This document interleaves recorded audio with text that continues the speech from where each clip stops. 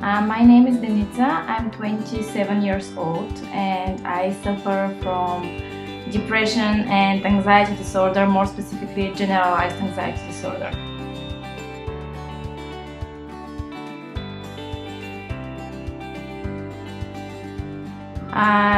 So the first thing I noticed, I've always been an anxious person, but the first time I noticed that things have gotten out of control was when I started having physical symptoms that were really severe. I felt dizzy all the time. I found it hard sometimes to wake up and get out of bed. My palms were sweating and it was just a constant state of being very aroused for no reason, and it was making me physically nauseous and ill. So that's when I knew that something is going on and that there is something wrong, and it's not like it used to be. And at first I thought it was like a physical issue, so I went to the doctor and checked and everything was fine. And then I realized that it was connected with my mental state.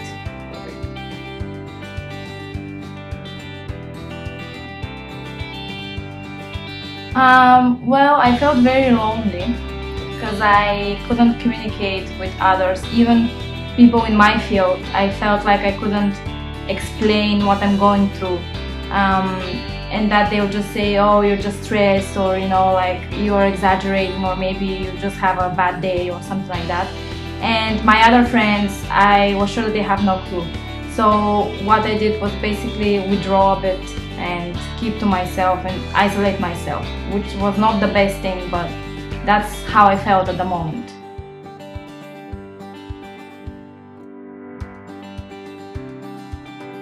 Well, it was more of a struggle to deal with studying and working. I found it hard to find the motivation to just do anything because I didn't see the point.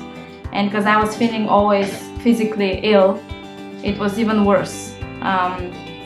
So I wouldn't say I didn't let it affect it that much, but it's just that I was completely lacking motivation. I was still going through the motions and I did everything, but it was with more effort, and I was completely just doing it like autopilot without seeing the point and without even trying.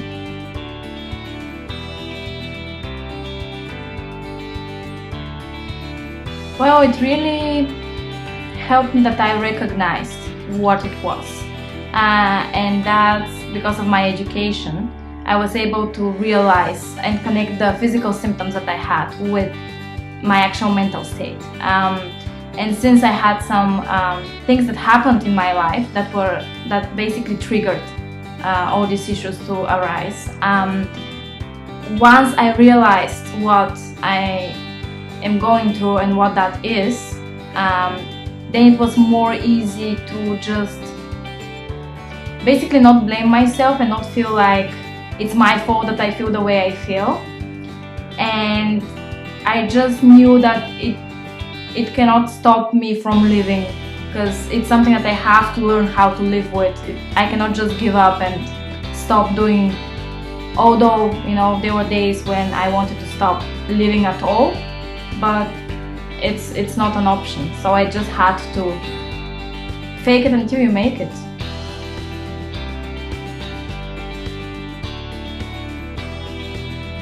Yeah, well, I'm trying to eat healthy, and it may sound odd, but I feel like when you take care of your body, it really helps with your mind as well.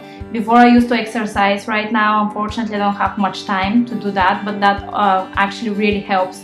And it's not about staying physically fit. It's just about your body feeling good, and then your mind will catch up. And I also do mindfulness and relaxation, even for 2 minutes per day, because sometimes I don't have time. And just as simple as just while brushing my teeth, I just focus on that and try to be present in the moment and exclude everything as the past or what I'm gonna do that day.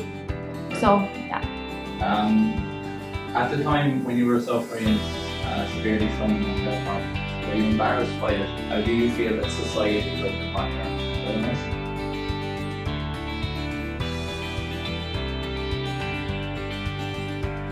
I am still to some point embarrassed by it, just because I know there is a lot of stigma.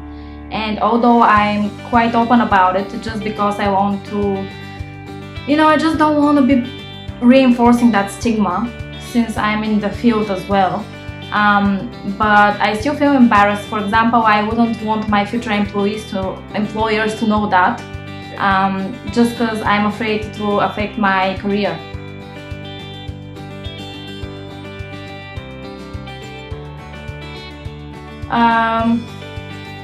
Well, it's as soon as you realize that there is something that doesn't feel right and that there is something wrong, always tell somebody, even if it's a friend, or in my case was my mom, just one person.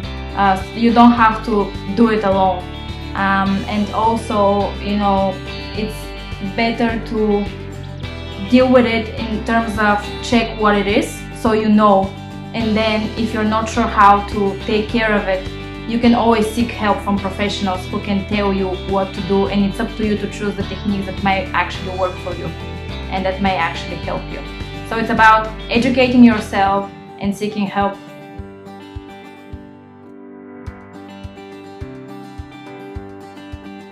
Mental health education definitely helped me with both recognizing my issues, so putting a name to it, which is really helpful. It makes the whole process less scary, and also helped me overcoming, to some extent, my mental health issues, although I still have bad days and I still struggle, but I manage to function, and I don't let it stop me in any way, just because I have this education and I know what works for me and I know what is helpful.